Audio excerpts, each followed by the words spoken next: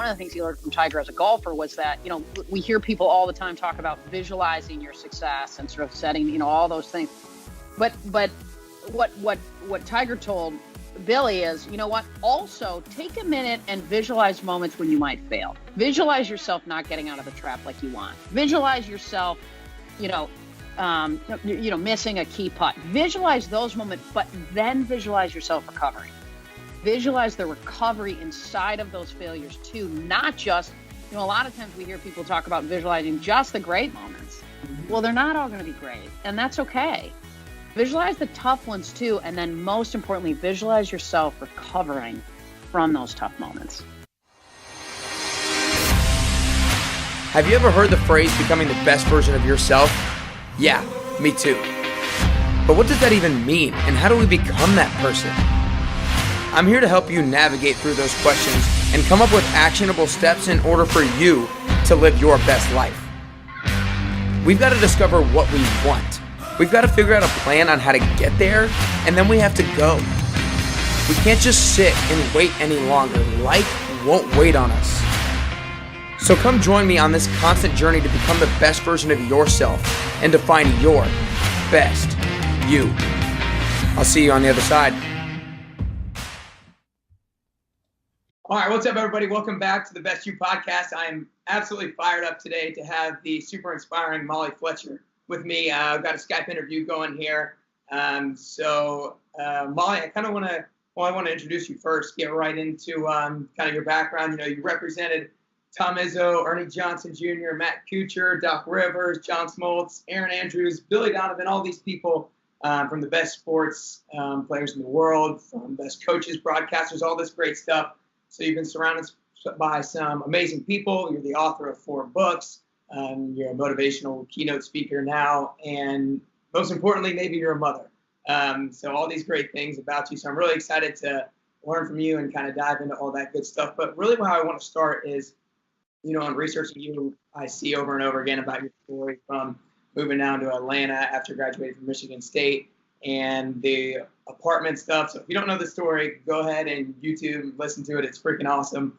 But I want to kind of get into Molly Fletcher when you started off in the kind of the sports industry, like your first job. You talk a lot about being fearless. Like, what does that 21, 22-year-old Molly Fletcher look like? What does she think like going into this sports industry? Well, it's a pleasure to be on with you, and it's fun to be connected, and I love the work that you do. So thanks for thinking of me. When I was 21, my first job, I answered the phones at Super Bowl 28, which had come to Atlanta, of course, and I was networked my way kind of into an opportunity there. But, I graduated from college and I drive down to Atlanta, and my first job is a receptionist at the Super Bowl host committee, right? So, of course, I'm sure my parents were thinking, what did we pay for? And so but what was fascinating about that opportunity was I had a boss who was a nightmare, and she would leave people on hold for just, way too long. And she would just keep them on hold and keep them on hold. And it was sort of this circus act. And finally, though, people would come into the office to meet with the executive director, who was not my direct report. We were a small office, 5 or 6 people. And they would see this, but when they were waiting for her, because she would leave them waiting when they were in the office too, I had an opportunity to connect with all these incredible leaders in Atlanta who were sponsors of the Super Bowl. So, folks from Coke and Bell South at the time and Home Depot and all these incredible brands. And I built a relationship with those guys. And I had a goal when I was young, which was, how do I get people to like and respect me enough to want to hire me or help me? And if I can ask for advice, I might get a job. And if I ask for a job, I might just get advice. And so my goal while they were all waiting for her was to do that.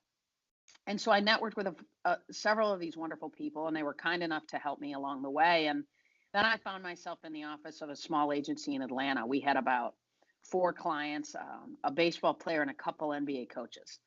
And he brought me in to do marketing deals for the athletes and coaches that we worked with. And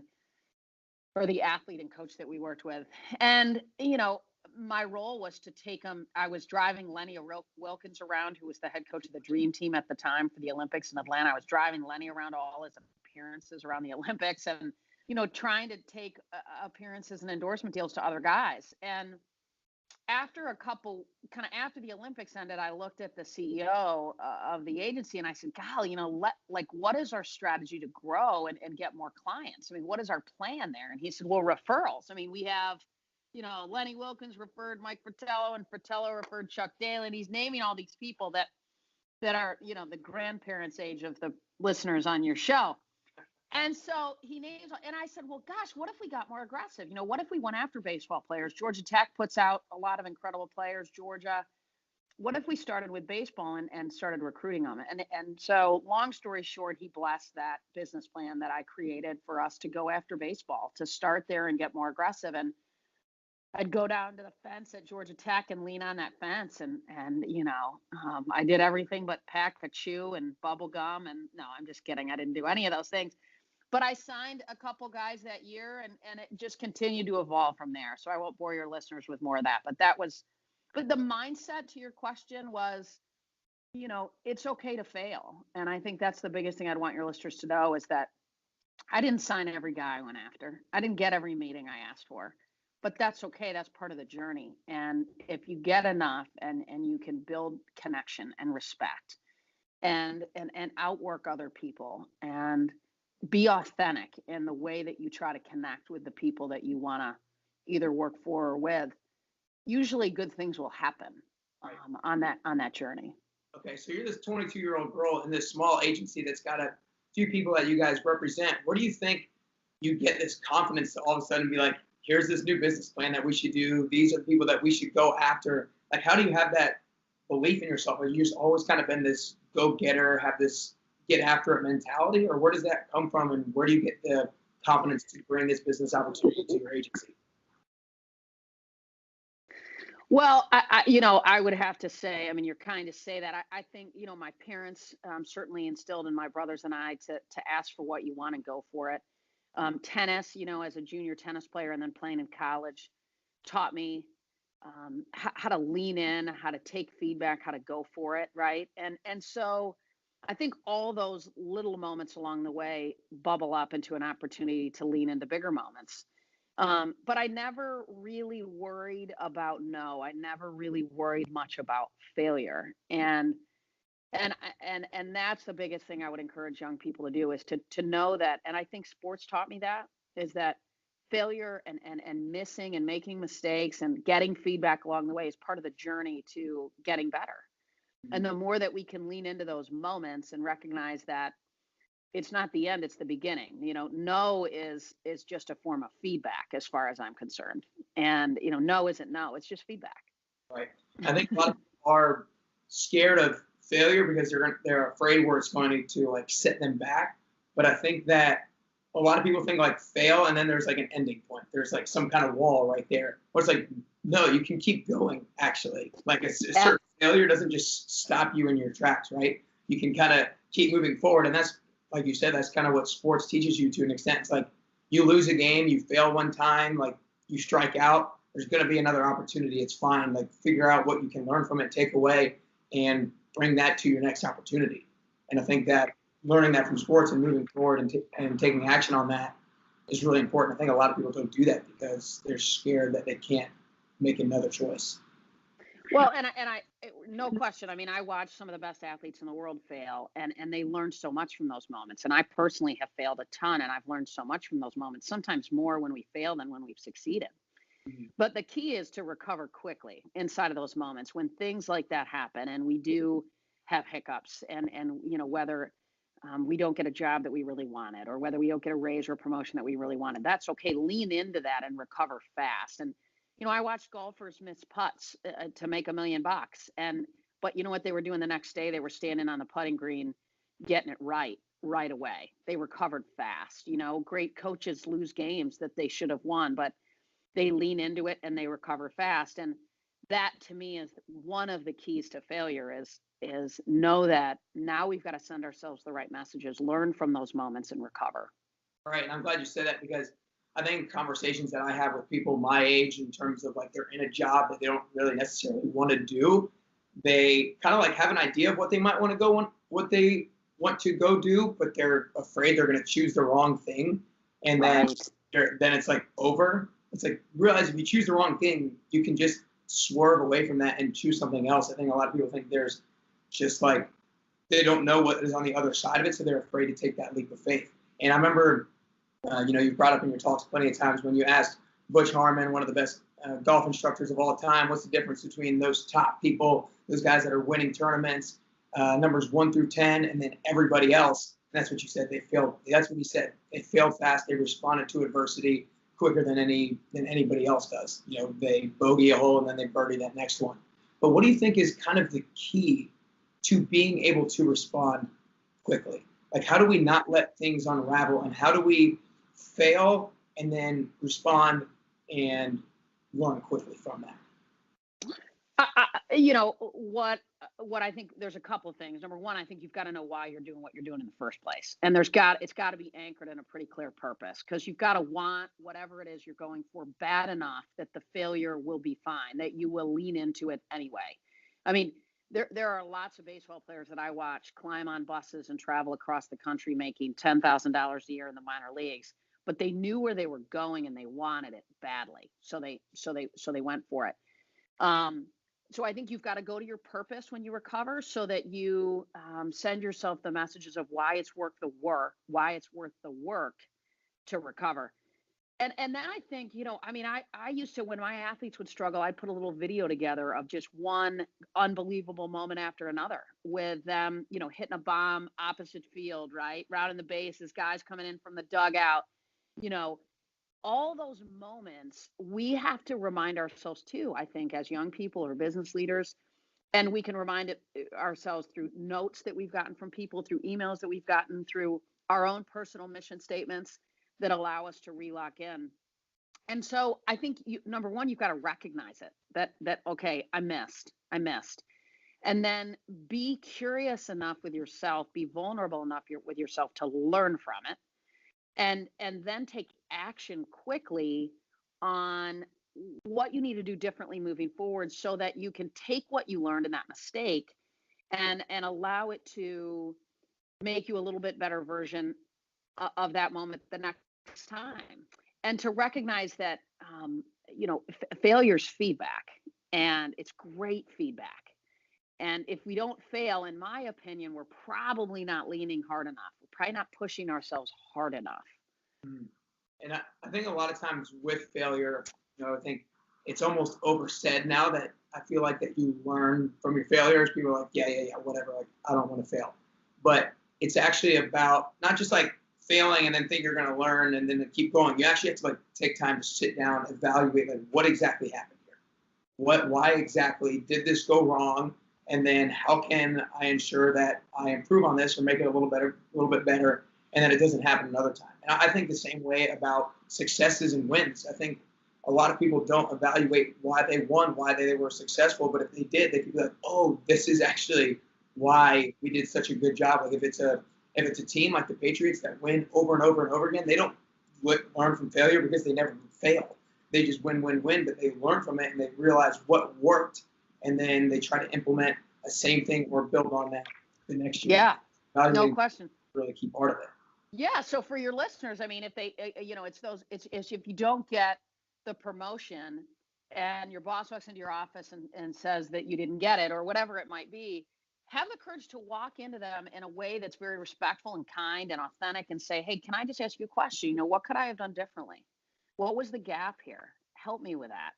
Or you don't get a job that you interviewed for, or, have the courage to be curious about why, and then take that information. I think sometimes when we miss or when it doesn't work or we don't get something that we thought we should or that we could have, we don't go a little bit deeper in that moment so that we can learn from it. If I played tennis in college, and, when I would lose matches, I wanted to get the film and watch it and break it down and understand what was my gap. And if I play her again, what would I do differently? That's a big difference between just going, man, I lost, that felt awful. And just, what did you learn from it? Roll that all up, practice it so that you can not make the same mistake again. Right. That kind of was leading right into the next question I was going to ask is, you use the word discover, and you use that word a lot, discover the gaps that you have within yourself and the gaps that are in other people's lives that you could possibly fill? Like, what kind of questions, I think you might have just touched on it a little bit, but what kind of questions do we ask other people to determine what gaps we can fill in their lives, and what kind of questions do we ask ourselves on how we discover our own gaps and how we fill those? Gosh, I mean, I think you can start with great questions because you've gotten in their head and heart before you walked in the room. So when I was recruiting athletes, I always wanted to get in their world in a big way before I had that meeting. What's the pitching rotation look like if it's a pitcher? What are the pitches that they throw? What's their schedule look like moving forward? What do they like to do on their off days? Are they married? What's going on in that sort of situation? Who is it? What's she like? I mean, the more that you can get inside of the heads and the hearts of the people that you want to connect with, the more then you can ask questions based on what you think they're probably worried about. So if I'm sitting with a baseball player and I'm trying to discover gaps in his life, there's so many things I could ask. I mean, I could say, hey, man, look, next week you have an off day in San Diego based on the pitching rotation. I don't think you're throwing in San Diego. I know you travel with your clubs because the manager lets you. Is there a golf course you've never played in San Diego that you want to get on? And now you're closing a gap in his world, adding value, showing him in just that moment that I've done my research and I know what's going on in your world. I care. I don't make any money on that situation, but I want to make your world better and I want to help you. Those kinds of things, specific to baseball or not, or specific to if it was a golfer or not, those are the kinds of things that drive connection. That story you mentioned early on about my apartment complex, I mean, for me, what is pretty obvious is somebody that runs the leasing inside of an apartment complex wants to have a high occupancy. Mm-hmm. So anything that they can do to fill that apartment up makes their monthly calls with their managers a lot easier, right? That's their gap. That's what they're trying to solve for. So if I can help her with that by adding value in a way that's different than even sometimes things that they've even thought about themselves, that to me is where it gets really powerful. And your listeners can sort of watch that story, but it's about preparation. It's about curiosity. It's about authenticity. And it's about having the courage to discover those gaps and then ask some questions that help them see I'm in your world and I care. And, I mean, Kevin Durant is one of the best, NBA guys out there. And Durant hired an analytics kid of his own, a guy that was really smart that he wanted to come in and break down some of what Kevin believed were his own gaps in his game, sort of separate apart from obviously all the support that the team has. So even the best players in the world, I see consistently put people around them, the best ones do, that will tell them the truth and will help them see their own gaps so that they can get better. Yeah, really. My big takeaways from that is just be as curious as possible in order to connect authentically with the other person. 100%. Like, well said. Dive into their lives. Don't think that it has to be. And this is actually one of the last videos that is recently watching you is be relational and not transactional. Like find a way to connect with them on a deeper level before you try to get anything out of them. Like build. That's the only way you're going to be able to get down into the root of the issue or the root of the gap that they actually have within themselves. So I think that's really important. And I can already discover when I have phone calls with certain clients that I have that I'm working on with workouts and training that there are times when I don't ask them tough questions that I probably should be in building a deeper, more authentic connection with them. So I think that's awesome. Curiosity is a big one. Oh, yeah, for sure. That's the third one. Third step, I'm going down the line a little bit here, is discipline, right? And because I think that so many times that's one of the last things that people lack. People hear what they should do, they're inspired, all this good stuff. They go to bed, oh, I'm so motivated, and then they wake up and then don't take action. Like so many people have ideas, have lights all the time. Yeah, all the time. But that discipline to actually take action is that last thing that can be lacking for a lot of people. So what are, for you personally, maybe some things, some strategies that you do to be disciplined on a day in and day out basis, or maybe that you coach people to be like or to do in order to stay disciplined? Yeah, I mean, I think you've got to get clear on where you want to go, and you've got to understand what success looks like. So I have annual goals, I have 3 to 5 year goals, and then I have quarterly goals. I probably didn't say that in the right order, but and so those quarterly goals create a bit of a process that I can lean into on a daily basis. And you hear Nick Saban and lots of great coaches talk about the process.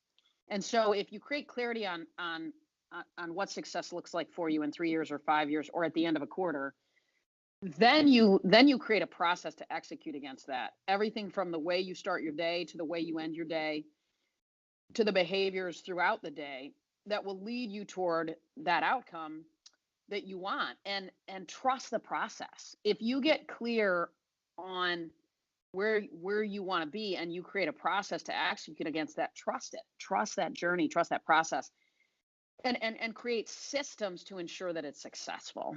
There's a lot of people that create goals, but if you don't have, I mean, they've got to be some that you can see and you can touch and you can feel, and they're reachable, because that helps you feel little moments of success along the way. So to me, that's sort of the most important component, I think, is that level of clarity and intentionality, systems, and trusting the process that you create and doing the work to get yourself there. Right. No, I like that a lot. So like the setting the intention part, I think is really big, like setting actual goals. I think a lot of people talk about setting goals, but being able to set the process along with them is such a big part. And I think a lot of us don't do that, either don't set a goal or don't set a process, because when we set a process and set that, we know what success looks like, we also know what failure looks like. So it's almost like we don't make it because we are scared that what are we going to think of ourselves if we fail. So I think having the courage to be able to set a process, know when you fail and know when you succeed is huge, because like you said, success, you got to be able to see your success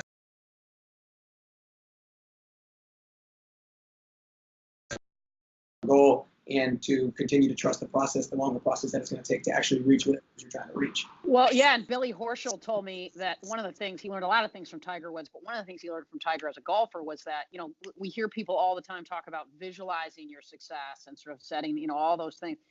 But what Tiger told Billy is, also take a minute and visualize moments when you might fail. Visualize yourself not getting out of the trap like you want. Visualize yourself, missing a key putt. Visualize those moments, but then visualize yourself recovering. Visualize the recovery inside of those failures too, not just, a lot of times we hear people talk about visualizing just the great moments. Mm-hmm. Well, they're not all going to be great, and that's okay. Visualize the tough ones too, and then most importantly, visualize yourself recovering from those tough moments. I really like that, because I think if you make it more tangibly visible, or at least in your head to yourself, you realize that the worst case scenario or that failure might not be quite as bad as you think it might be, because you completely be able to respond. Yeah. One of the things I talk about inside of discipline too is energy. I think we live in a world where people are worried a lot about where they put their time, and they spend a lot of time in their calendars and accepting meetings and conference calls and all those things that are sort of time based. I think it's also really important to say, who do you give your energy to? Who deserves your energy? And, are you protecting the things that give you energy? So for me, I have systems in place, to kind of your question about discipline, where the things that give me energy, working out, spending time with my family, spending time with my girls, my husband, I protect that time in my calendar tactically. Like, so in addition to thinking about who gets our energy and who doesn't, I think we've also got to go out to the process point and protect those moments in our life and our calendar. I think there is such a key correlation between energy and time. And I think the world spends a lot of time thinking about time. I think we got to spend a lot of time and energy thinking about who do we give our energy to, and how, most importantly, do we show up for the people in our lives that matter most. It's not just, in my opinion, good enough to just show up. It's about how you show up, and are you ready to fully show up and to deliver value to the people that matter most to you. It breaks my heart all the time when I see business leaders or business people, they wake up and they're a little bit distracted in the morning with their kids, and then they get out the door and they go to the office all day and they grind it, and then they're just fried. And they come home to the people in their life that matter most, and they don't have any energy left for them. So I think it's incredibly important to create systems and be intentional about saving the energy for the people that matter most. Yeah. Gosh, I have so many thoughts going through my head. So one, I really like how you said that sometimes it's not just enough to show up, because there's a phrase that I like to use is show up and show out, because I think a lot of people just think like walking through the door is going to be like all I need to do today, or going to the gym, just like stepping foot in there is going to be enough. It's like, it's not going to do anything unless you're actually like working hard or trying to make the most out of whatever situation that you're going into. And then the other thing I got was, a lot of people ask, how do you stay motivated, or how do you get motivated? Like, I can't find my inner motivation. It's like, okay, if you can't be motivated to become the best version of yourself for you, at least try to figure out the motivation to be the best version of yourself for your loved ones, for your friends, for your families, and try to always be the best version of you for them. Like, even if you're that selfless and you can't find the inner motivation within you. So I think that's key. There was one other thing that was going through my head that you said, for energy, how I'm going to apply it in my life, protecting your energy. Sometimes I find myself overworking, always trying to do, and not trying to do some of the things that I truly enjoy. Like, I haven't watched a golf tournament this year, and I love golf. And I'm like, why am I not paying attention to this? And I realized, like, that's how I'm going to be able to justify now to myself, to give myself a little relaxation to the things that I love. Yeah. The energy moving forward towards doing these other sorts of things. So that was a key takeaway for me personally. Right. So Nick, like, go identify, what it looks like for you in the next 3 months from a golf perspective. What do you want to see? What do you want to watch? Are there some coming near you that you could go to? Go into your calendar and protect that. Protect that time, because then you'll be intentional about making sure that you don't get something scheduled over top of that. And you can fill yourself up a little bit with something that you love. I like that. I just wrote it down. There we go. So of these steps, we talked about belief, discovery, discipline, and execution is the fourth one. Of these four, I want to know, which one do you currently struggle with the most, or which one is the toughest to master for you the most? Boy, I mean, I'm really clear and believe in what I do and why I do it. So I'm good there. I haven't ever been asked this question, actually. The discovery component is something that I feel grateful that I think, I've got a little bit of a natural gift in. I'm really naturally curious about other people. I love to learn about other people, and I love. I'm not afraid to have gaps in my own self pointed out. I think that's a great thing, and it's how I learn and grow.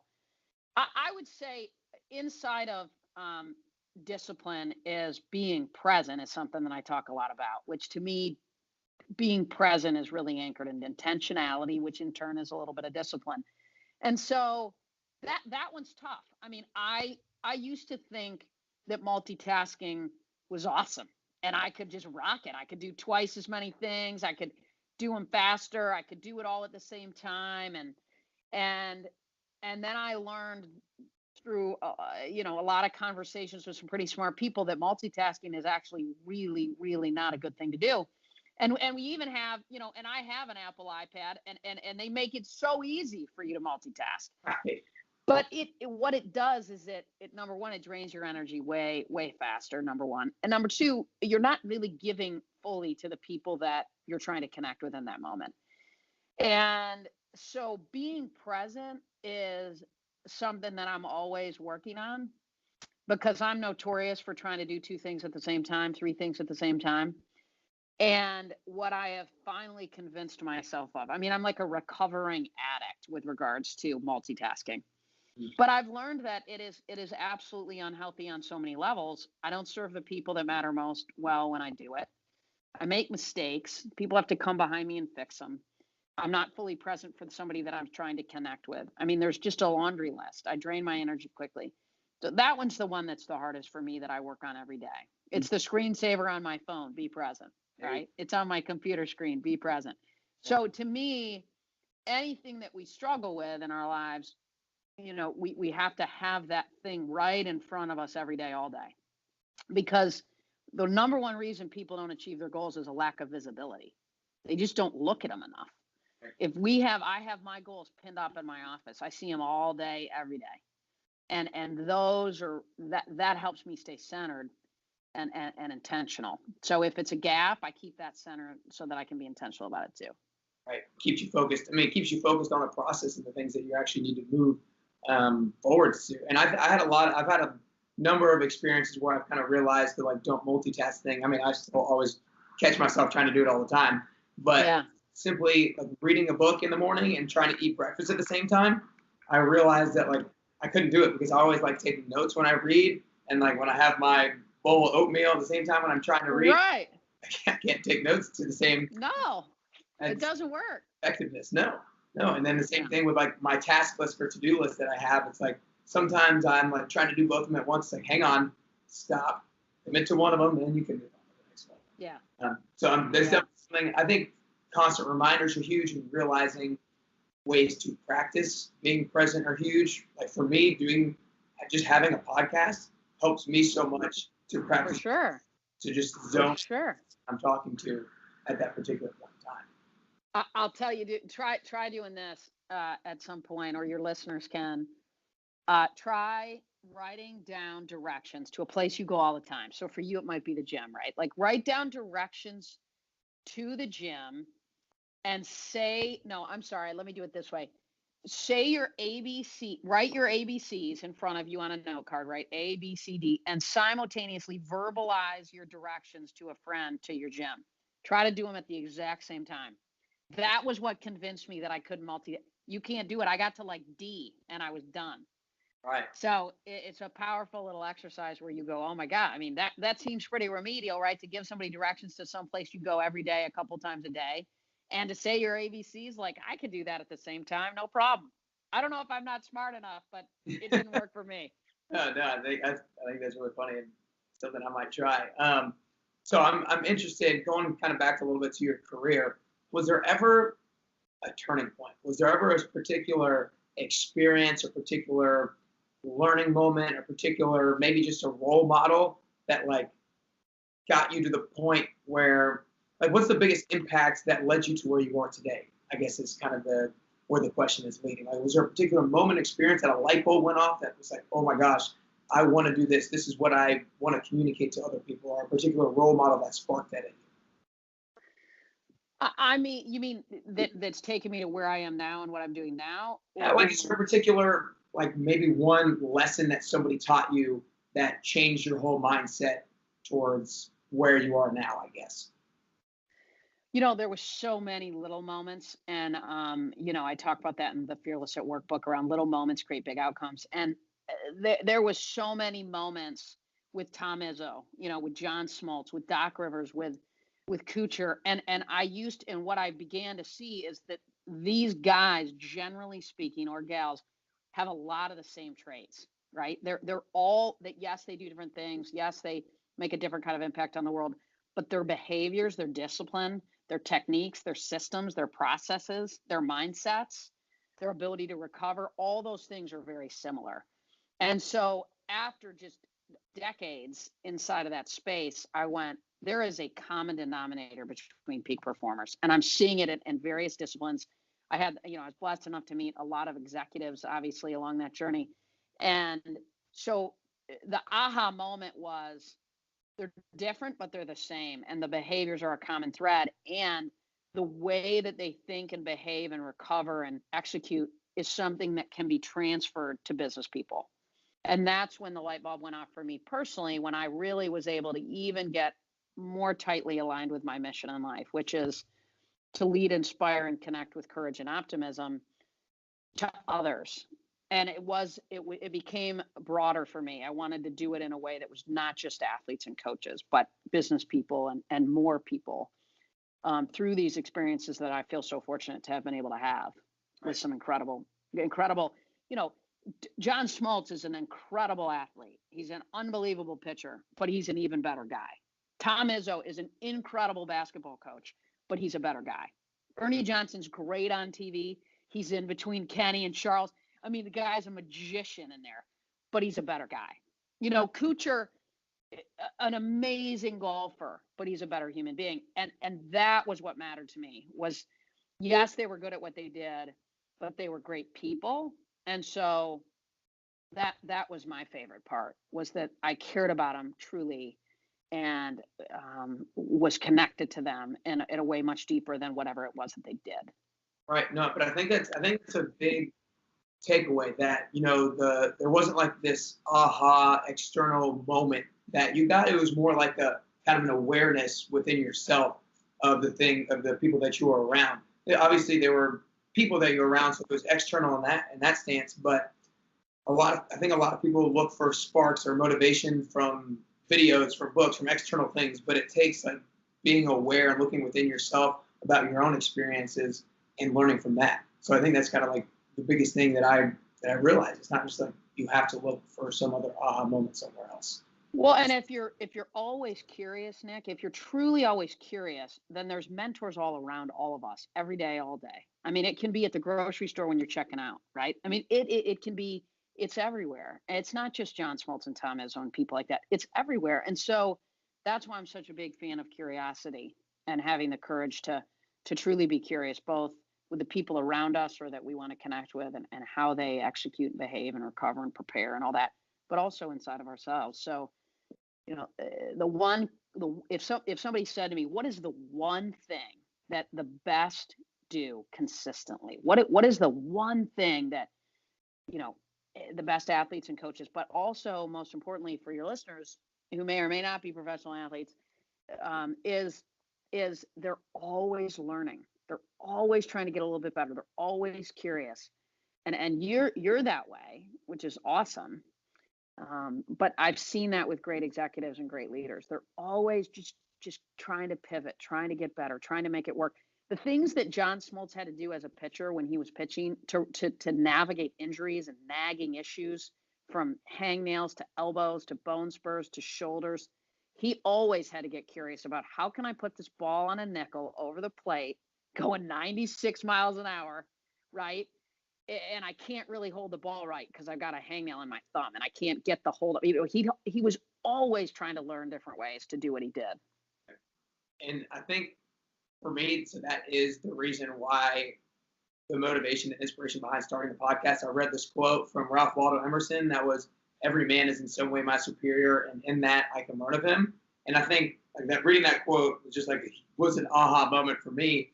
And I honestly don't know if I was ever truly curious before then. And I don't know if I'm necessarily a naturally curious person, but through like intentionally trying to practice it, I find myself becoming more and more curious through things like this. And now it spreads into more of an everyday life sort of a thing as well. That's awesome. Yeah. So one question I want to ask is, I want to go a little bit into the motherhood, personal life. So you got 3 teenage daughters, right? I do. They're my reason. Very good. I'm interested. What do you think is the number one thing that you've learned about yourself since becoming a mother? I would say, and I would say to any women listening, you can do both. That I believe a lot of times women get to a point where they worry about, can I have a career and can I raise great kids and can I do it right? Now, I can't put a fork in it and say my kids are great, but they're tracking nicely, right? So, I think what I learned that I didn't spend a lot of time thinking about, and when I had our girls, we had 3 kids in 12 months. We had one, and then we had twins 12 months later, which was a little bit insane. But now it's incredible, right? They're 16, 15, and 15 now. But I learned that I could do both well. I needed to have the discipline to say no to things. I needed to get really clear on what success looked like as a wife, as a mother, and as a now, leader of a company. I needed to know what boundaries I needed to create and how to stay disciplined in saying yes and no. Because to me, they matter most. And so what that means is, again, back to process, I had to get really clear on, for example, now I speak a lot. And I got clear on I can do 2 keynotes a week, but anything more than that, I feel too disconnected as a wife and a mother. So we have systems in place to bookend that so that I'll only sit at 2 a week. And I protect my calendar that way. But that didn't come without gaps along the way, right? Like there was times when I would have 3 back-to-back weeks with 3, and that was what kind of made me sort of collapse and say, "God, this is too much. I feel disconnected. I'm missing really important conversations with my girls and Fred, and I don't want this." And so then we created some systems to protect it. So to me, balance, we talk about a lot in this world, is just really a byproduct of getting clear on what matters most to you and then having the discipline to say yes and no so that you can show up and live a life that's consistent with what matters most and have the discipline to do that. So and I think too, I became better as an agent, and I think I've become better as a leader, as a mother, and as a wife. And it doesn't mean that if you don't have children, you're not going to be great. And it doesn't mean that at all. But for me personally, it gave me tremendous perspective. When I was an agent, I was young, and I thought the whole world revolved around sports. I just thought there was absolutely nothing else happening in the world besides sports. And you have children, and that's crazy love, and it gives you a lot of perspective, which is healthy. I think that's I think like you said, balance is talked a lot about today, but I think it can be used in a few ways. Like, right, you do all these different things, and in that sense, it's balanced. But when you do each thing, you're fully committed, and you try to be as fully present as possible to that particular thing, so that you're 100%. You have your 100% energy and can devote your time to those particular things. But I want to get right into the last couple of questions. So the last 2 questions are always the same for every single person. So for this one, I want to ask, I always throw out the age number, actually, I guess, to start. So how old are you currently? 47. 47, okay. Now you're going to ask me how much I weigh? I'm just kidding. I'm 47. So in 10 years down the road, you're going to be 57, right? Inevitably. So what I like to ask people is 10 years down the road, what does 57-year-old Molly Fletcher look like? What have you accomplished? What have you done? And what are you currently doing? That's like such a good question. Well, at 57, my husband will be 57. We're the same age. Okay. And I hope he is fitter, healthier. No, I'm trying to get him in better shape. And then, my girls will be 26 and 25. So I told them I won't pay for weddings until they're 30. Okay. So hopefully they will be in thriving careers, contributing to the world in an awesome way. And for me, I would imagine, now I speak about 60 days a year. I'll dial that back a little bit to maybe 40, 30-ish. And I'll have a pretty healthy and vibrant, thriving training company where we're training people on negotiation, energy, and typically our training spins off of a book that I've written. And so we'll have a thriving training company, hopefully training hundreds of thousands of people a year all over the world. That would be my vision. And that's something that you're currently working on right now. Let's talk about the Game Changer training workshops that you're currently holding and going through. Talk a little bit about that. Yeah, so we deliver training to organizations, and then we have public workshops too on negotiation. On really our promise is simple. It's how do you increase and strengthen the relationship inside of a negotiation? How do you close deals faster, and how do you improve the quality of the deals? And if we can put people in a room and teach them how to do those 3 things, if they can increase and enhance improve the relationship, speed to close increases, and the quality of the deal increases, that's pretty awesome. So this year we'll train probably 3,000 to 5,000 people, and I hope we continue to double that. And pretty quickly. Those usually consist of businesses, or who exactly is your target market for those workshops? Corporations primarily, corporations all over the world, large Fortune 500 companies. Typically, they'll bring us in to train 300 or 400 people. But we put 16 to 30 people in a room at a time. I have coaches that are absolutely incredible in the front of the room. It's a 1-day program. It's about 8 hours. and it's called Game Changer Negotiation Training. And it's been fun to watch it make an impact already. We also have an application, a technology application that bolts onto it that is pretty powerful, that helps institutionalize the learning that people have consumed in that day in their processes inside of the organization as it relates to the way that they close deals and do deals. So that gets pretty powerful because some of the tools and tactics that they learn in the one-day program then get stitched into their Salesforce, if it's Salesforce environment, that allows that process to really become a part of their deal flow daily. That sounds like it's awesome. I mean, I think a lot of what we've talked today in terms of authenticity, curiosity, and connecting is probably a big thing that you go through in a lot deeper depth into those workshops. But before I ask the last question, I want to thank you and acknowledge you for first off, prioritizing your energy and bringing that with as close to 100% as you possibly can to the different things that you're trying to balance on your day-to-day lives, and for continuing to have that discipline towards taking action towards what you define as success, and being okay with failure, being okay to discover those gaps within yourselves, because I think a lot of times we fear those gaps that are within ourselves. So it takes courage to be able to identify them and then take action on working on them. So sure. I acknowledge you for that. And then you have your website, mollyfletchercompany.com. Where can people find more about you on YouTube and the workshops and all that good stuff? Yeah, it's mollyfletcher.com. And, if they just Google Molly Fletcher, it'll come up. And you'll see mollyfletcher.com is our company website and then Game Changer 360 is the Game Changer Negotiation Training website. Yeah. Great. And then our podcast is Game Changers with Molly Fletcher. That's wherever, you go to listen to your podcast. Yeah. You're sweet. Great. Yeah. Question I always ask everybody is, obviously the podcast is called Best You, and for me, the best version of yourself and chasing down that person is always a constant journey. I don't think that we're ever at that best version of ourselves. Hopefully, maybe on our last day, our last breath, we can, take our last one thinking that we got close enough to that person. But I also think that the journey is a little bit different for every single person, because we all have the different whys, the different motivations we do certain things, and our different talents and all that good stuff.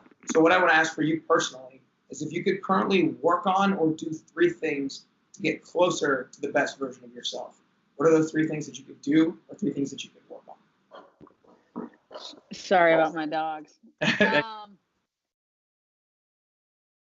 The 3 things that I would work on to get closer to being the best version of myself. Mm-hmm.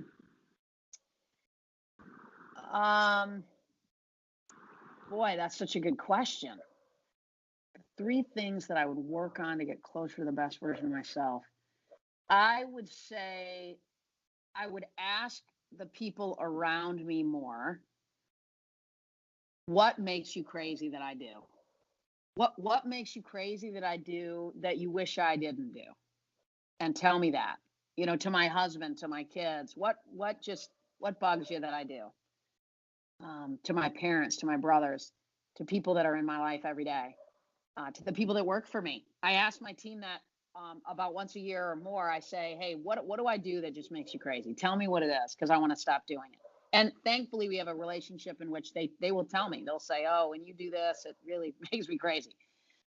I would ask that question often, and then really listen, and then write those things down and put them in front of me so that I see those things every day and can make a pivot. And then 6 months later, ask the same group of people or similar group of people the same question, write those things down. Because I think we all have blind spots, and there's so many things that we maybe do that drive other people crazy, but we don't know it. And if we ask them and make sure they feel safe to answer the question, and we ask people that we have created a relationship with, where they feel safe to answer that question, and that you're not going to attack them or rebuttal it, that you're just going to listen and take it in, that you're not going to say, well, but you know why I do that, and well, but and well, but that you're really just going to take in the question and listen and own it, and not make it a conversation. It's about taking it in. That would be my 1 through 3. Yeah. Right? I mean, if I could do that more, I think that would be good. And I'm going to do it today now because you've inspired me to do that. There you go. Well, I think that can encompass a lot of different things, right? Those will give you those 3 things that you can work on to get closer, right? Yeah. Awesome. For sure. Well, that's all we got. I appreciate you taking the time to sit down with me today and give all this great knowledge, inspiration, and then strategies that everybody can use moving forward. So I appreciate you. Thank you, Nick. It's a pleasure. Thanks, Molly.